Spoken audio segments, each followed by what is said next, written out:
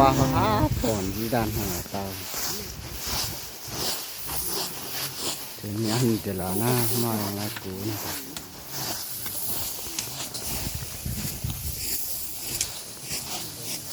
ตั้งคู่หัวหน้า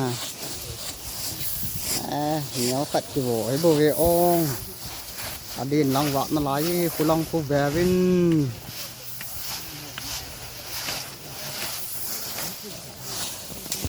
ลุงเส้นในจันวาซึ่งการนี้ไล่ยงเลยนังมันคุยดำในปีเดียวว่าอีมาสัทุยมาสักระยะอยู่ที่อื่นนังมันนี่ปีเวทีแกนที่อื่นนั่นเป็นกระทั่งว่าเนี่ยว่าน้ำอันใจตาเป็นตัวเฮอินามาอินปัวอินลังโยนาของยุนปันดิกะเฮวินอินลังากระพบทุกตะกะเสียงจังนังมันดำในเตียงลังอินตีอาโดนในปีนาวที่ป่าผู้เสียดายนั่นเป็นทางว่าของที่ปัดยังควรจะปุยกิจยังว่าจริงอ่ะเจ้าง่ายรู้ว่ากับปกายสุขิจามินาของเรา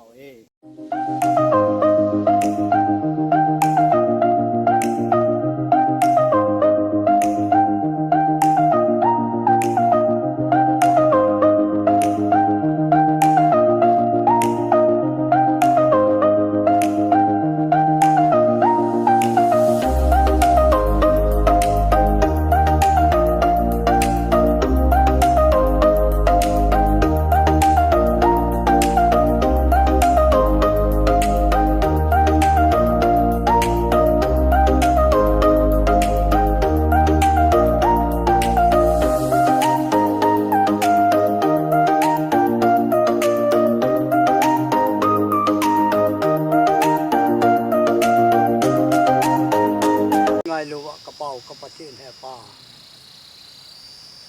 นังมาเฮงากันทุ่มชนแห่ป่าที่ชนนังมันเห็นเตะอุสโลงานตรงดิ่งนังมันในที่ติดปิดดงจุจนบังโกลินกระตูเตะกระซาเตะโตเนะคอมดิ่งไปชิพายเลยกันบอลกันบอลปัดดิ่งมันยังนังมาเฮงาอากาพุนสะเทเล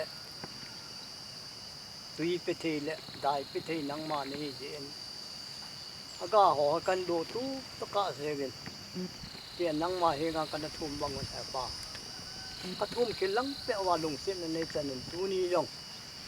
กระโซปีนี้จัดจึงเห็นอากาศโลตุมาเป็นคอมตุบดึงกระเฮเวนแห่ป่ากระโตนาวดองแห่ป่าที่จนหุยละกูอากูนเห็นลังลุงดอนที่จัดคุยสัตว์นาคูนี่อันลังที่ตัวนี้ว่าน้ำกระเป๋ากระปัดจุนป้าอากากันโดดตุมาว่าเห็นมุนากันพูดนี่ว่าพอมาคัดยังกะทิว่าน้ำไม่จามากันดูดอกกีตายังเยอะนั่นมันกระทั่งว่าตัวนี้นี่ทุ่มแกจะนั่งมันในจุงจุตาวินตีอาแล้วก็ปัดดึงโกนจาวาในปันปีนาวในกุโตนาวทางนาปมามาล้ำเห็นควายปุยกินนจะกระปัดดึงกวนจาวาเฮยูหิงปูกับปกายสุขิตามินาของเตาอาเมน